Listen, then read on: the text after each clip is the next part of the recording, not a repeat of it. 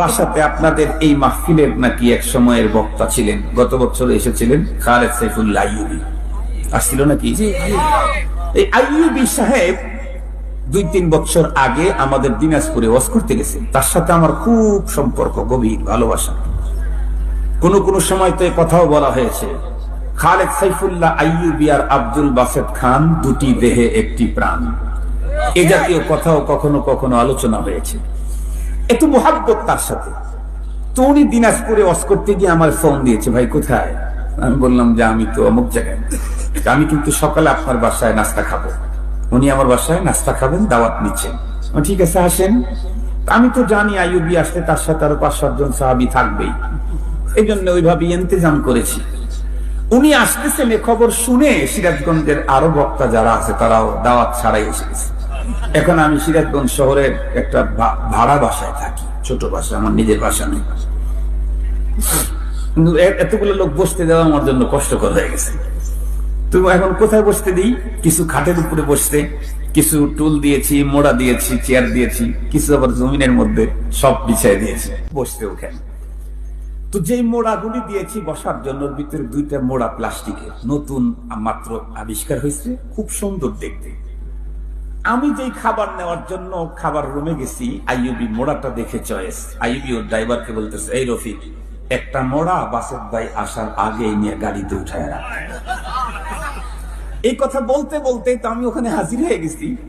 আমি বলতেছি, কি ব্যাপার, কিসের ষড়যন্ত্র? কয় নাই ভাই, ষড়যন্ত্র না তো, মোড়া 2টা তো খুব সুন্দর দেখা যেতেছে। আমি বললাম, ভাই 2টাই সুন্দর দেখায় না একটা সুন্দর দেখায়?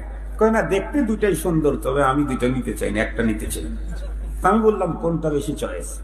উনি আবার যেটা দেখাইলেন ওইটা আমারও চয়েস, ওই কালারটা আমারও চয়েস।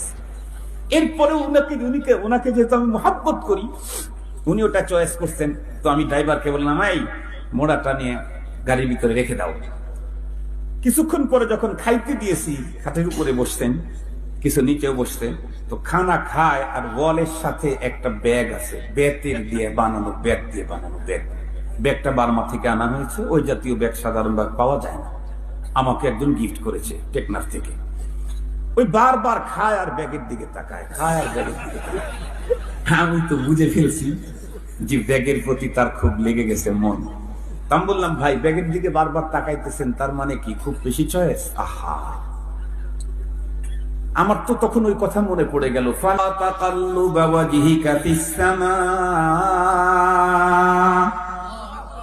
আল্লাহ পাক তার রসুলকে বলতেছিলেন, আল্লাহ তার রসুলকে যখন অর্ডার করেছিলেন, রসুল আপনি বাইতুল মুকাদ্দাসের দিকে ঘুরে নামাজ পড়বেন। নবীজি বাইতুল মুকাদ্দাসের দিকে ঘুরে নামাজ পড়েন, কিন্তু মাঝে মাঝে আসমানের দিকে তাকান, মাঝে মাঝে আসমানের দিকে তাকান। নবীজি কেন আসমানের দিকে তাকান? এটা কি আল্লাহর অজানা না জানা? আমি আগেই বলেছি, ওয়ায়ালামু খাইনাতাল আ'য়ুনি ওয়া মা তুখফিস সুদূর। অন্তরে কি লুকায়িত আছে এটা রব সব জানে। রব যিনি, উনি সব জানেন। তো নবীজি বারবার আসমানের দিকে তাকায়। আল্লাহ পাক কি বললেন? قد نرى تقلب وجهك في السماء